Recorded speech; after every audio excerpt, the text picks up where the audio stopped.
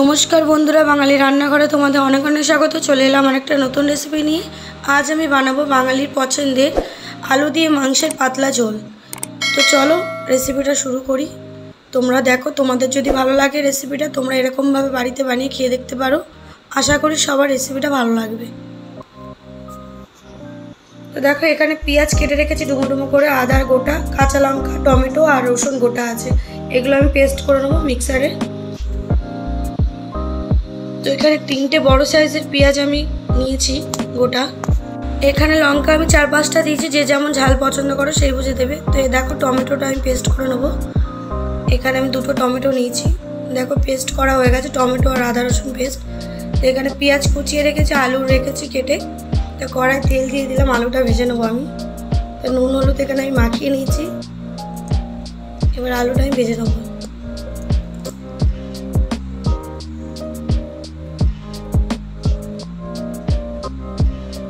দেখো আলুটা আমার ভাজা হয়ে গেছে।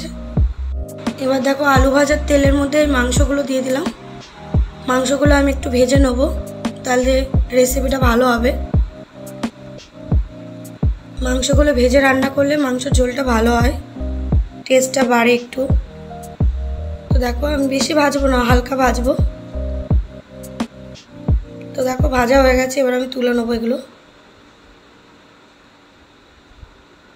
এবার এর মধ্যে আমি গোলমরিচ দিয়ে দিলাম 1 চামচ। টক দই ফেটিয়ে রেখেছিলাম, ওটা দিয়ে দিলাম। টমেটো বাটাটা দিয়ে দিলাম।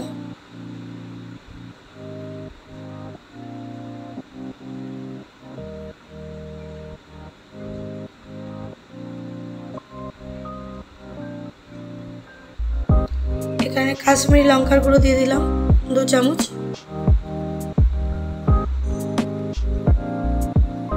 ধনের গুঁড়ো দিয়ে দিলাম এখানে 1.5 চামচ মতন দিয়েছি। হলুদ গুঁড়ো দিয়ে দিলাম এখানে 2 চামচ। এখানে দেখো জিরের গুঁড়ো দিলাম 1 চামচ মতন।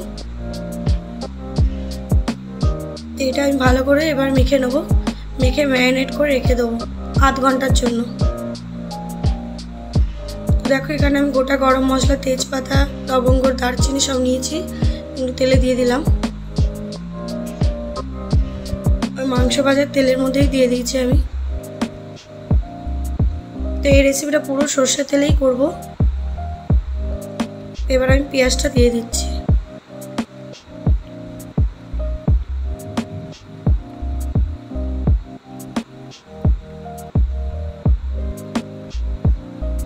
একটু নাড়ি চাড়ি নেবো।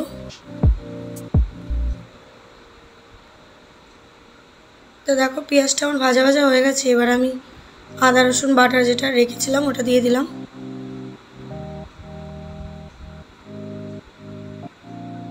তো তেলটা আমার এরকম হয়ে গেছে কেন, আমি মাংসটা ভেজেছিলাম, তাই জন্য তেলটা একটু ফেনা ফেনা হয়ে আছে।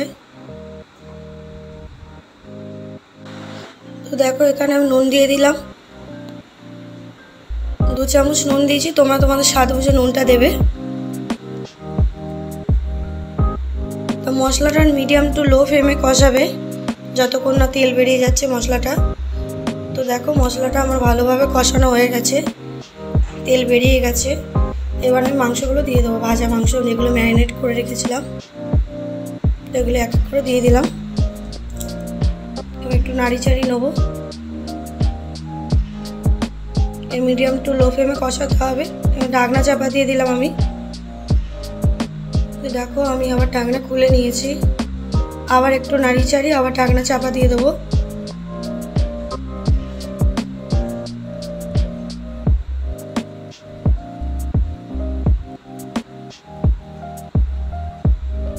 যত ভালোভাবে মাংসটা কষাবে ততই সুন্দর হবে খেতে। তো আধ ঘন্টার বেশি আমি কষিয়েছি এটা, 30 মিনিট মতো। তারপরে আমি আলুটা দিয়েছি। তো দেখো এখানে আমি ভাজা আলুগুলো দিয়ে দিলাম।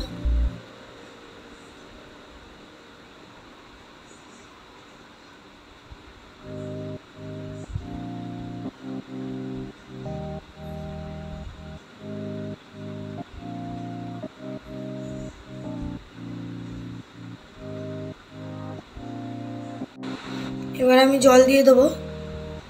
তো আমি এখানে গরম জল করে রেখেছিলাম, ওটাই দিলাম।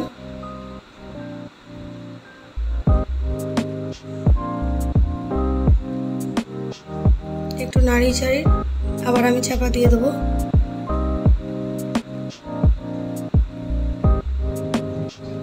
গরম মশলা দিয়ে দিলাম এখানে আমি 1 চামচ।